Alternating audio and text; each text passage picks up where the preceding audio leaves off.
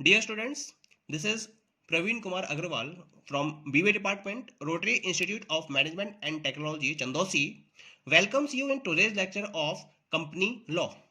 In today's lecture, we will discuss on the topic Formation and Incorporation of Company.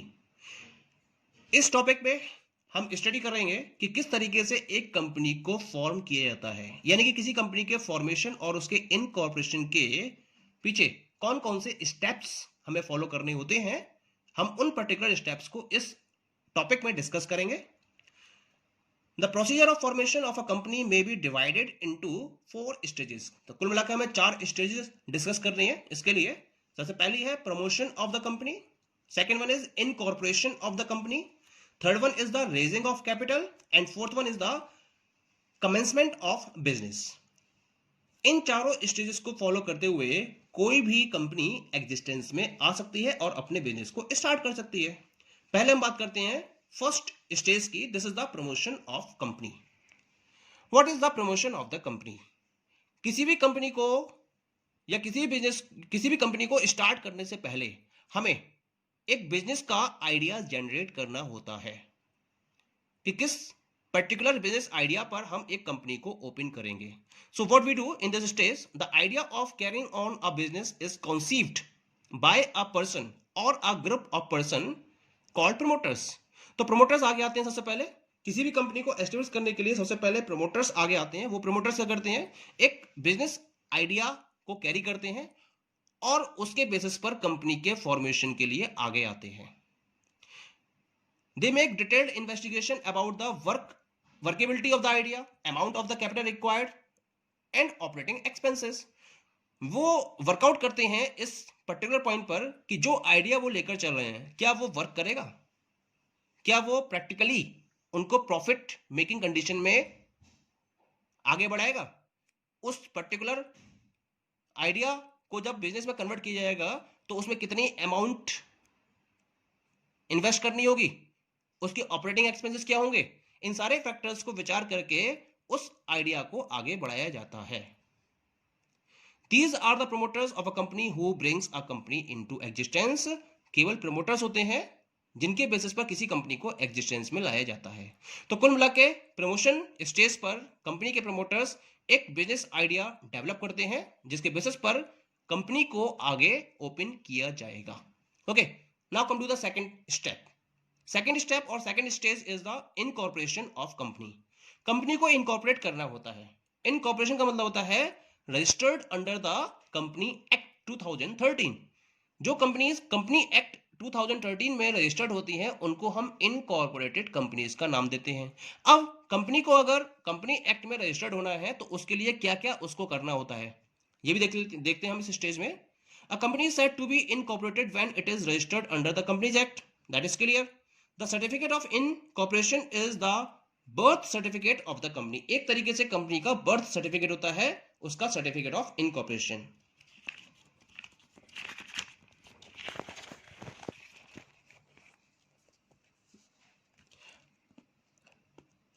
इस certificate को obtain करने के लिए क्या प्रोसीजर फॉलो किया जाता है, हम उस प्रोसीजर के बारे में बात करते हैं पहले। तो this is the procedure for registration. Procedure के स्टार्टिंग में सबसे पहले प्रमोटर को यह डिसाइड करना होता है कि वो किस कंपनी को फॉर्म करने जा रहा है, whether he is going to form a public company और a private company.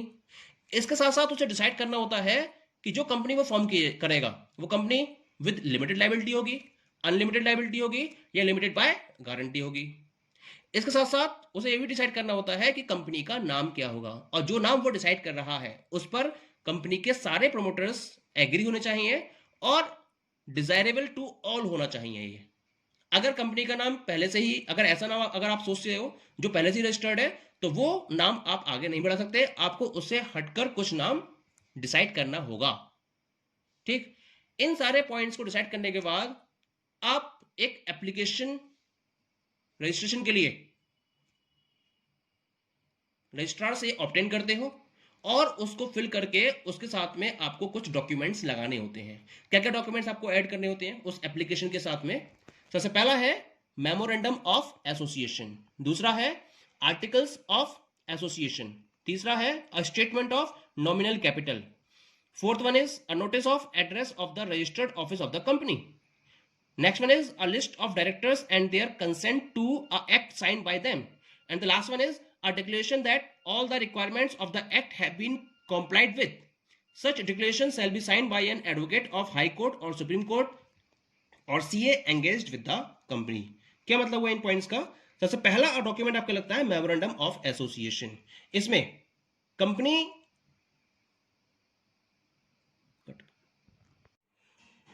The first document is memorandum of association.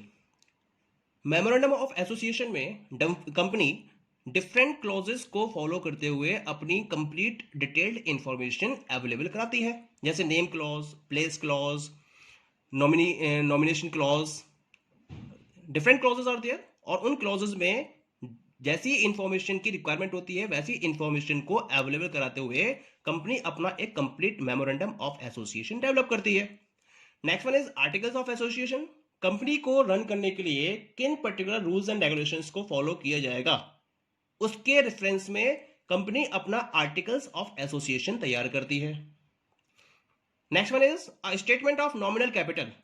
किस पर्टिकुलर अमाउंट से कंपनी अपने बिजनेस को स्टार्ट करने जा रही है, उस पर्टिकुलर कैपिटल, नॉमिनल कैपिटल का भी एक डिस्क्रिप्शन कंपनी को देना होता है और उसका एक स्टेटमेंट प्रोवाइड करना होता है. Next one is a notice of address of the registered office of the company. Company के रजिस्टर्ड ऑफिस का एड्रेस वो भी कंपनी को अवेलेबल कराना होता है. Next one is a list of directors and their consent to act signed by them. जो भी डायरेक्टर्स के रोल पर कंपनी में वर्कआउट करना चाहते हैं उनकी एक लिस्ट तैयार करती है कंपनी, और उनकी कंसेंट भी उसके साथ इंक्लूड होती है कि वो उस कंपनी में एज अ डायरेक्टर वर्क करने के लिए रेडी है. इसके साथ साथ एक डिक्लेरेशन देना होता है कंपनी को जो ये बताता है कि जो भी रिक्वायरमेंट है, जिन डॉक्यूमेंट्स की रिक्वायरमेंट है, वो सारे डॉक्यूमेंट्स कंपनी ने एप्लीकेशन फॉर्म के साथ में अटैच कर दिए हैं. इस पर्टिकुलर डिक्लेरेशन पर हाई कोर्ट या सुप्रीम कोर्ट के एडवोकेट का साइन होना चाहिए या फिर चार्टर्ड अकाउंटेंट का साइन होना चाहिए जो कंपनी के साथ में एंगेज्ड है या कंपनी के फॉर्म करने में उनके साथ में रजिस्टर्ड है. उस पर्टिकुलर चार्टर्ड अकाउंटेंट के साइन उस पर्टिकुलर डिक्लेरेशन पर होने चाहिए. तो इस तरीके से ये सारे डॉक्यूमेंट्स कंपनी अपने रजिस्ट्रेशन के पॉइंट ऑफ व्यू से एप्लीकेशन फॉर्म के साथ में अटैच कर देती है.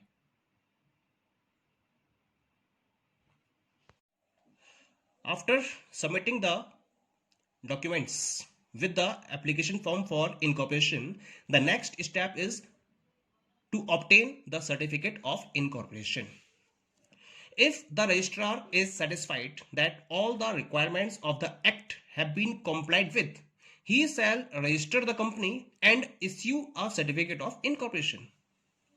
यानी कि जो भी डॉक्यूमेंट्स आपने एप्लीकेशन फॉर्म के साथ में सबमिट किए हैं, अगर रजिस्ट्रार उन सारे के सारे डॉक्यूमेंट्स से सेटिस्फाइड है, यानी कि उसे लगता है कि जो भी रिक्वायरमेंट है कंपनी को इनकॉर्पोरेट करने के लिए वो सारी रिक्वायरमेंट्स आपने डॉक्यूमेंट्स के थ्रू कंप्लीट कर दी हैं, तब वो क्या करेगा, वो आपकी कंपनी को कंपनी एक्ट में रजिस्टर्ड कर लेगा, आपका नाम कंपनी एक्ट में रजिस्टर्ड कर देगा और उसके साथ साथ एक सर्टिफिकेट ऑफ इनकॉर्पोरेशन भी आपको प्रोवाइड किया जाएगा.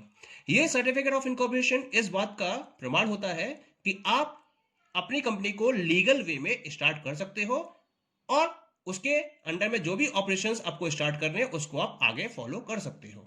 ओके, एक बार आपको सर्टिफिकेट ऑफ इनकॉर्पोरेशन मिल जाता है, then you are moving towards the next stage. The next stage is raising of capital. Raising of capital, क्योंकि कंपनी के ऑपरेशन को स्टार्ट करना है, आपको बिजनेस स्टार्ट करना है, तो उस बिजनेस को स्टार्ट करने के लिए आपको अमाउंट की रिक्वायरमेंट होगी, कैपिटल की रिक्वायरमेंट होगी. कंपनी के ऑपरेशंस लार्ज स्केल पर होते हैं और इतना अमाउंट एक साथ प्रमोटर्स अपने पॉकेट से नहीं लगा सकते, तो क्या करा जाता है, मार्केट से फंड को रेज किया जाता है. इस फंड को रेज करने के लिए जो पब्लिक कंपनी होती है वो शेयर्स को इश्यू कर सकती है और इसके थ्रू कैपिटल को अरेंज कर सकती है, लेकिन एक प्राइवेट कंपनी शेयर्स को इश्यू नहीं कर सकती. अब अगर पब्लिक कंपनी को मार्केट में शेयर्स इश्यू करने हैं तो उसके लिए सबसे पहले उसको एक प्रोस्पेक्टस डेवलप करना होता है जिसमें वो कंप्लीट इंफॉर्मेशन प्रोवाइड करती है अबाउट द कंपनी और किस पर्टिकुलर पर्पज के लिए उसके अमाउंट चाहिए और भी बहुत सारी इंफॉर्मेशन होती हैं जो प्रोस्पेक्टस में प्रोवाइड की जाती हैं। उसकी एक कॉपी वो रजिस्ट्रार को सबमिट करती है और उसके बाद वो पब्लिक के लिए उसको प्रोवाइड करती है जिससे कि वो शेयर्स को इश्यू कर सके। नाउ जब मार्केट में एक बार सब्सक्रिप्शन के लिए प्रोस्पेक्टस अवेलेबल होता है, कंपनी के शेयर्स अवेलेबल होते हैं, तब जो पर्सन अपनी इंटेंशन रखते हैं कंपनी के शेयर्स में इन्वेस्ट करने के लिए वो एप्लीकेशन मनी को पे करके कंपनी के बैंकर को एप्लीकेशन मनी पे करके शेयर्स को परचेस कर लेते हैं।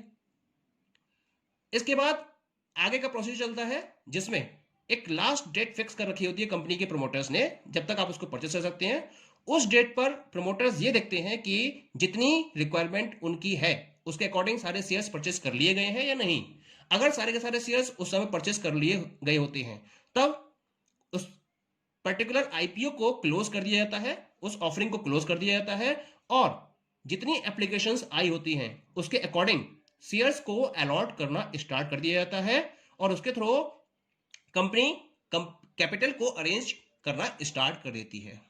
इस तरीके से इस प्रोसीजर को फॉलो करके कोई भी पब्लिक कंपनी मार्केट से अमाउंट को रेज कर सकती है।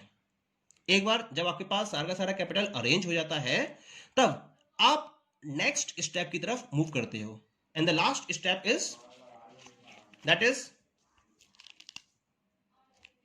The commencement of business. This is the last stage. Commencement means business को स्टार्ट करने की स्टेप, क्योंकि आपको सर्टिफिकेट ऑफ इनकॉर्पोरेशन मिल चुका होता है, आपको जितनी कैपिटल रिक्वायरमेंट थी वो सारा कैपिटल भी आपने अरेंज कर लिया होता है। अब आप इस पोजीशन में हैं कि आप अपने बिजनेस को स्टार्ट कर सकें। एक प्राइवेट कंपनी, क्योंकि इसके अंदर जो पर्संस इसके मेंबर्स होते हैं उन्हीं के थ्रू आप अमाउंट को कलेक्ट कर सकते हो या फिर लोन के थ्रू अमाउंट कलेक्ट कर सकते हो। इसी वजह से ये इनकॉर्पोरेशन का सर्टिफिकेट मिलने के तुरंत बाद अपने बिजनेस को स्टार्ट कर सकते हैं। लेकिन जो एक पब्लिक कंपनी होती है वो तुरंत अपना बिजनेस स्टार्ट नहीं कर सकती।